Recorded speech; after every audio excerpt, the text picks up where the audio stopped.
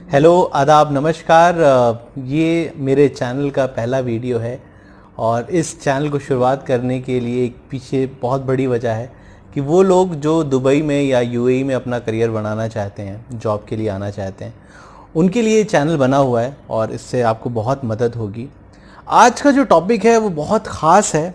ख़ास इस लहजे में है कि जो लोग इंडिया से, ख़ासकर दिल्ली से जो दुबई आने के लिए सोच रहे हैं, क्योंकि हफ्ते भर पहले मैं भी आया हूँ दिल्ली से, तो वो कौन कौन सी रिक्वायरमेंट्स हैं, वो कौन कौन सी चीज़ें हैं जो आपको ध्यान देना है दुबई आने के लिए। मैंने सारी चीज़ों को नोट डाउन किया हुआ है और ये वीडियो थोड़ी सी लंबी हो जाएगी और इस वीडियो में मैं आपको बताऊंगा दिल्ली टू दुबई वो कौन कौन सी चीज़ें हैं जो आपको जहन में रखनी है, अपने दिमाग में रखनी है, और सारी चीज़ें मैं आपको बताऊंगा।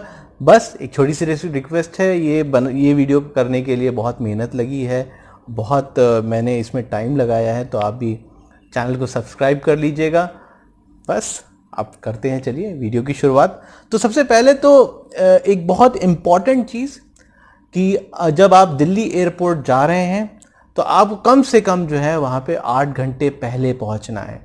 जैसे आपकी फ़्लाइट अगर 9 बजे की है तो मेक श्योर कि भाई आप वहाँ पे 1 या 2 के बीच में दिल्ली एयरपोर्ट पहुँच जाएं।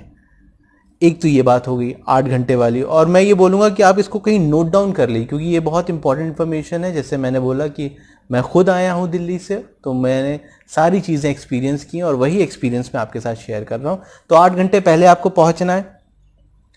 जब आप दिल्ली एयरपोर्ट पहुँचें तो आपके पास RT-PCR रिपोर्ट अपनी होनी चाहिए, जो कि आपने 48 आवर्स के अंदर करवाई होगी। वो निगेटिव रिपोर्ट आपके पास होनी चाहिए। ये आपका दूसरा डॉक्यूमेंट हो जाएगा। फिर आपको क्या करना है, वहाँ पे रैपिड टेस्ट अपना करवाना है, जो कि उसकी वैलिडिटी होती है 6 घंटा।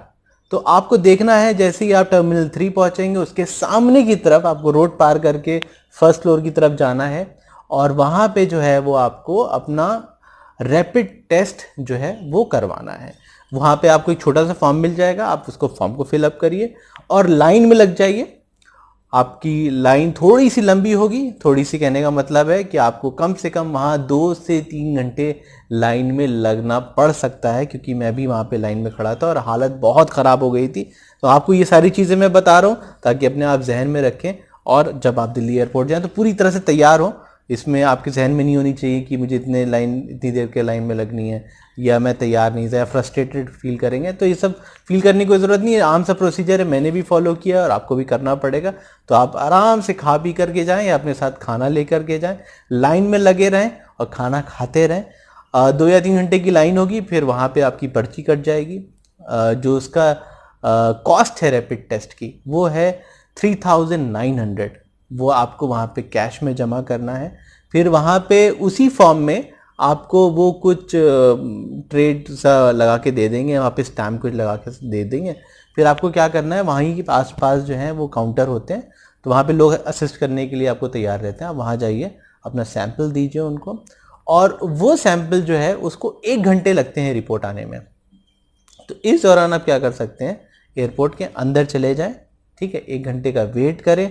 वहाँ पे भी आपको लाइन मिलेगी, क्योंकि अंदर की तरफ जब आप जाते हैं वहाँ पे, तो वहाँ पे आपकी लाइन लगी होगी और वो 1 घंटे से पहले रिपोर्ट नहीं देंगे आपको।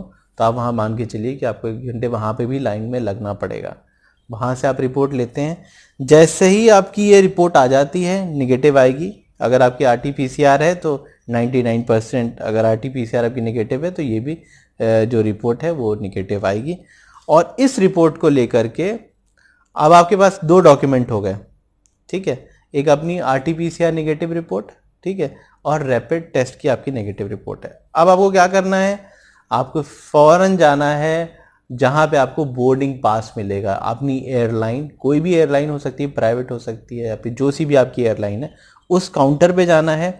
वो काउंटर वाले क्या क्या चेक करेंगे, ये बहुत इंपॉर्टेंट है। डॉक्यूमेंट आपके पास होने चाहिए, RT-PCR negative report, rapid test negative report, आपका टिकट, वीज़ा, पासपोर्ट तो आपका पहले ही से चेक हो गया है, लेकिन पासपोर्ट वो चेक करेंगे आपका। साथ में इंश्योरेंस, जी हाँ, ये बहुत इंपॉर्टेंट चीज़ है। जब आप आ रहे हैं दुबई तो अपने साथ इंश्योरेंस भी लेके आइए। हालांकि मैंडेटरी नहीं है, लेकिन कभी कभी एयरलाइंस वाले मांग लेते हैं इमिग्रेशन ऑफिसर हो सकता है मांगे, मेरे केस में इमिग्रेशन ऑफिसर ने नहीं मांगा था, लेकिन हो सकता है कि आपसे मांग ले। तो इंश्योरेंस भी ज़रूरी है, हालांकि मैंडेटरी नहीं, लेकिन अपने साथ लेके चलिए to avoid all kind of complications, क्योंकि टेंशन होती है। तो अगर आपके पास सारे डॉक्यूमेंट है तो कोई टेंशन वाली बात नहीं है। साथ में आपका रिटर्न टिकट भी होना चाहिए रेडी, क्योंकि जो बोर्डिंग पास देते हुए वो आपका रिटर्न टिकट भी चेक करेंगे, ठीक है। कभी कभी ऐसा होता है, जैसे मेरे यहाँ पे लोग जानने वाले थे, रिश्तेदार थे, तो मैंने उनकी एमिरेट्स आईडी मंगा ली थी और वो मैंने जीरोक्स करके उनको दिखाया था।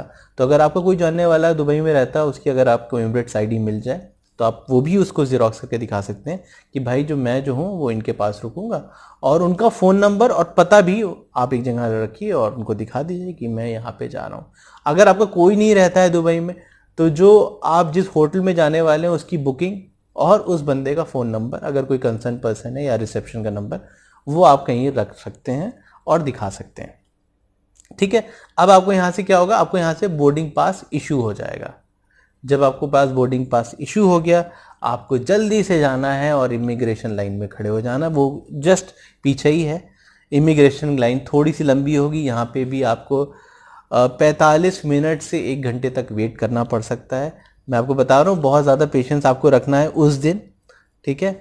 और आपको इमिग्रेशन लाइन में खड़े होना है, और इमिग्रेशन ऑफिसर वो सारे डॉक्यूमेंट्स आपके चेक करेंगे। जैसे मैंने बोला, RT-PCR रिपोर्ट आपकी, आपका ticket, visa, passport, return ticket, insurance है तो इंश्योरेंस चेक कर लेंगे, और आप कहाँ जा रहे हैं उसकी डिटेल्स वो आपसे पूछेंगे।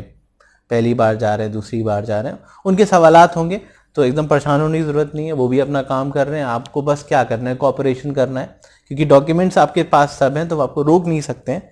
लेकिन अगर हाँ उनके कोई सवाल हैं तो प्लीज़ उनके सवालों का आप सही सही जवाब दीजिए, जो कि जायज़ सवाल है, उसमें आपको एकदम फ्रस्ट्रेटेड नहीं होना है।